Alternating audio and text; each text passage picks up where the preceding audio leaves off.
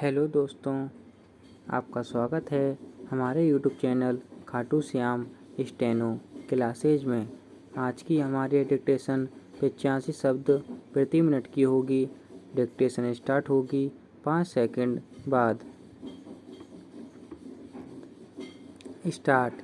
भारतीय समाज पुरुष सत्तात्मक रहा है विराम। हालांकि पहले के बनस्पत स्त्रियों की दुनिया का विस्तार जमीनी स्तर पर कुछ बेहतर हुआ है विराम। अब महिलाएं चारदीवारी से निकलकर अपने लिए क्या सही है क्या गलत अब समझने लगी है विराम। लेकिन अभी भी उनके कर्तव्य असंख्य हैं और अधिकार लगभग नगण्य हैं विराम। दुनिया और समाज अभी भी अक्सर स्त्री के अधिकार और कर्तव्य को अपने सुविधा के अनुसार परिभाषा तय करता है, जिसमें स्त्री के कर्तव्यों की व्यापकता है पर अधिकार सीमित हैं विराम पैरा। आज के दौर में भी लोग स्त्री से उम्मीद करते हैं कि उनके आर्थिक कर्तव्यों में भागीदारी तो करें पर प्रभुत्व सर्वत्र पुरुष का ही बना रहे विराम। अगर स्त्री थोड़ा भी ऊंच नीच करती है अपने घर और बाहर, किसी भी कर्तव्य में थोड़ी भी कमी की गुंजाइश करती है तो उस पर हजार प्रश्न खड़े हो जाते हैं विराम पैरा। एक महिला के संपूर्ण जीवन की सार्थकता भारतीय समाज सामाजिक जीवन की उपलब्धियों से न करके उसके पारिवारिक दायित्व की पूर्ति के चश्मे से ही करता है विराम। आज भी घर परिवार देखने और संभालने की जिम्मेदारी स्त्री की ही होती है और आर्थिक जिम्मेदारी पुरुष की होती है विराम।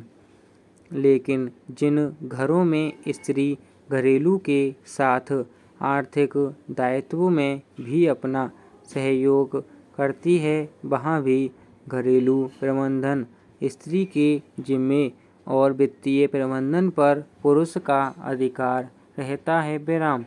यह एक तरह से स्त्री के अधिकारों का हनन ही है विराम पैरा।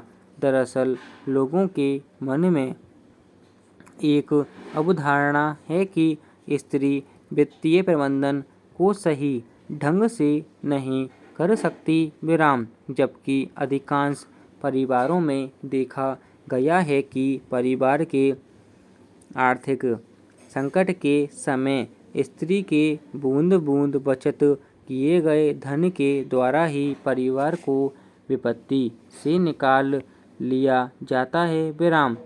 स्त्री वित्तीय प्रबंधन में भी कुशल होती है विराम। घरेलू कार्यों के प्रबंधन में उसको यह अधिकार नहीं देने के पीछे दरअसल समाज की दोयम दर्जे की मानसिकता है, न कि स्त्री की अकुशलता विराम पैरा। अगर हम भारतीय समाज में तुलनात्मक रूप से देखें तो अक्सर एक लड़के को पारिवारिक सदस्यों के द्वारा जितना प्रोत्साहन आर्थिक रूप से सक्षम होने के लिए मिलता है विराम, उतना लड़की को नहीं मिलता विराम, बल्कि लड़के की तुलना में छटांक भर भी नहीं मिलता है विराम। इसको मान लिया जा सकता है कि एक प्रशासकीय पद के दोनों इच्छुक हैं तो एक लड़के को पारिवारिक समर्थन और धन की सहायता अध्ययन के लिए आसानी से मिल जाता है विराम। इसके अलावा मानसिक सकारात्मक सहयोग भी मिलता है विराम। दूसरी ओर एक लड़की को वही लक्ष्य प्राप्त करने के लिए आमतौर पर अपने ही परिवार से और असहयोगात्मक रवैया और विरोध मिलता है और उस पर खर्च करना भी व्यर्थ माना जाता है विराम। इसका कारण है पारिवारिक खांचे का ताना बाना, जिसमें लड़की को पराया धन कहा जाता है और लड़के कुल दीपक हो जाते हैं विराम। एक ही लक्ष्य पाने के लिए स्त्री को पुरुष के अपेक्षा दोहरी मशक्कत करनी पड़ती है विराम पैरा। अब समय आ गया है कि जिस तरह हर क्षेत्र में स्त्रियां अपने आप को साबित और अपनी कुशलता का प्रदर्शन कर रही हैं, लोगों को अपनी दोयम दर्जे वाली मानसिकता को बदलना होगा विराम। इसका एक ही मूल मंत्र है, शिक्षित नारी विकसित नारी विराम। शिक्षा के द्वारा ही स्त्री अपने अधिकारों के प्रति जागरूक और आर्थिक संपन्नता के अधिकारों की लड़ाई में अपना स्थान पा सकती है विराम पैरा। एक बार फिर दिल्ली सरकार ने वायु प्रदूषण पर काबू पाने के लिए सख्त कदम उठाया है विराम। दशहरे के बाद हवाओं में नमी उतरनी शुरू हो जाती है, जिसके चलते धूल और धुएं की परत धरती की सतह के करीब सघन होने लगती है विराम। इस वजह से हर साल दिल्ली में लोगों को सांस संबंधी परेशानियां बढ़ जाती हैं विराम।